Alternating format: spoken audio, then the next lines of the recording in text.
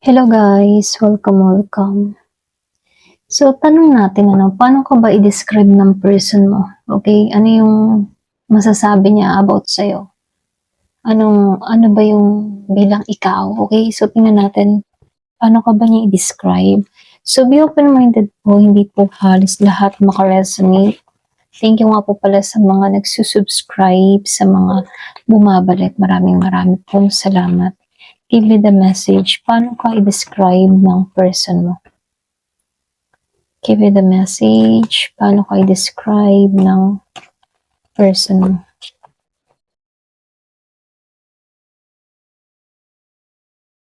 Give me the message. Paano ka i-describe ng person mo?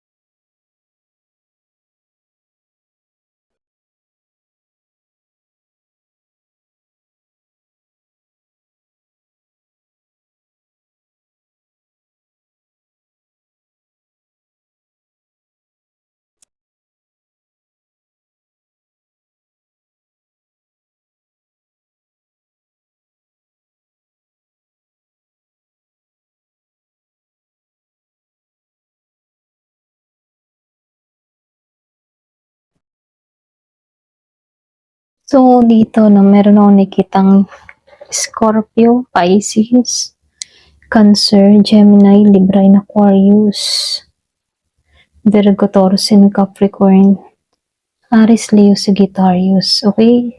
So, start na tayo. Yung iba sa inyo, nasa no contact situation, pero alam mo, kahit nasa no contact situation kayo, nakikitaan ko dito na malaki pa rin yung impact mo sa kanya dito emotionally, ha. Kasi dito sa Three of Swords, meron pa rin akong nakikitang nasasaktan.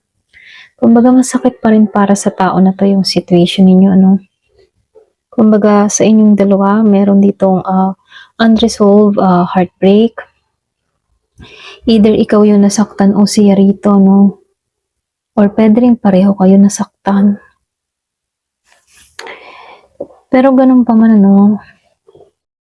Itong person mo dito, masasabi ikaw yung kanyang wish fulfillment. Meron nung nakikitang Cancer energy. Kahit nasaktan siya, ikaw pa rin yung ideal or malalim sa puso ng taong ito. Okay?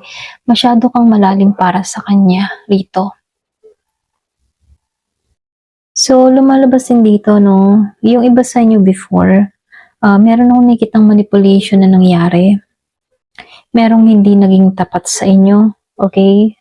Dati merong hindi naging tapat dito. Pwede rin hindi niya alam paano i-handle yung connection ninyo, So, lumalabas dito na meron ditong hindi naging tapat, okay? Pero ganun pa man, kahit ganito yung nangyari sa inyo, lumalabas pa rin dito na dito sa The Sun Reverse, meron akong nakitang tao na hindi siya fully na masaya. Hindi niya maramdaman yung ngiti sa labi niya. Ganon. Walang saya. Ramdam niya yung kakulangan niya. Pwedeng ikaw yun. Ikaw yung nawala sa kanya. Ikaw yung nawalang ligaya niya. Okay? Ikaw yung liwanag na nawala para sa taong ito. So, lumalabas din dito, na itong person mo dito, pagdating sa feeling niya sa'yo, nagmamatured siya.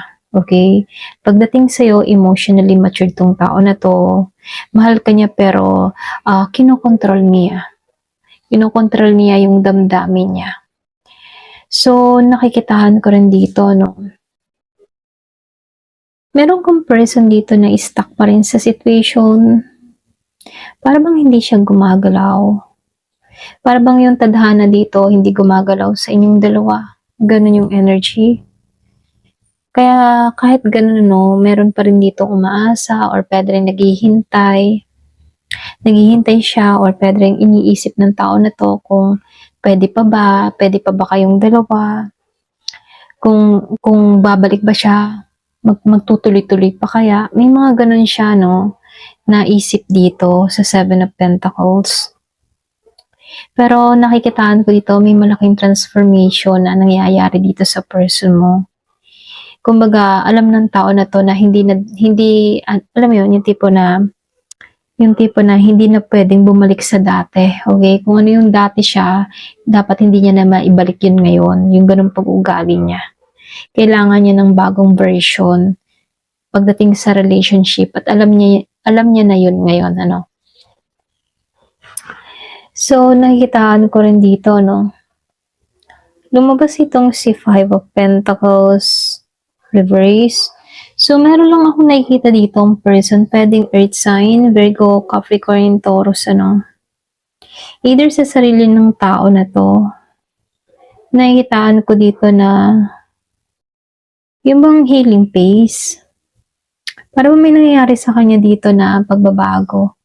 Nasa healing phase 'to, para bang unti-unti niyang inaahon yung sarili niya sa kalungkutan or sa pagkawala mo. Alam kasi ng tao na 'to na ayaw din niya ma-stuck sa sitwasyon kasi wala naman siyang magagawa, ano.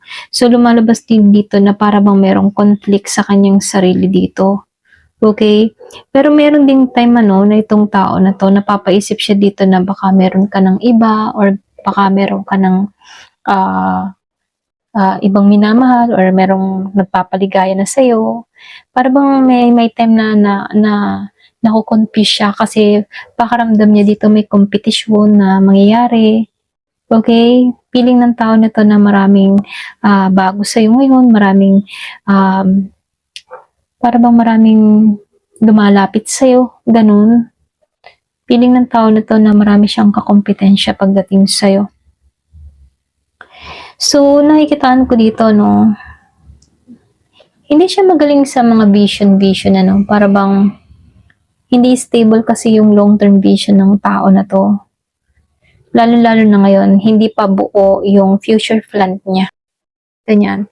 Para bang wala siyang maiplano pang future plan kasi siyempre bago naman maging mabuo yung future plan, dapat yung sasang-ayon ka din, ano.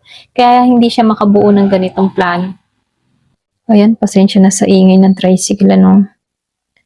So, lumalabas dito na itong person mo nagkaroon 'to ng biglaang realization or puwede ring meron ditong biglaang pangyayari na nagpabago sa kanya.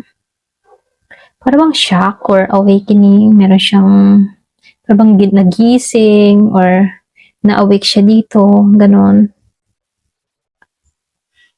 Pero ikaw pa rin yung tinitingnan niya, ha, in fairness. Ikaw pa rin yung tingin niya dito na nurturing or sabihin na attractive or puwede ring sabihin na mataas kasi yung ano, tingin ng tao na 'to sa'yo. Ngayon, puwedeng may nangyari sa'yong, magandang nangyari, 'no? Puwedeng kasi meron akong nakikitang na-shock. So, ibig sabihin merong biglaang nangyari sa'yo na ikinagulat ng tao na 'to. Puwedeng sa maunting panahon ay meron ka ng na-built para sa sarili mo. Merong nagulantang, hindi niya inaasahan yung biglaang pagbabago sa buhay mo, okay?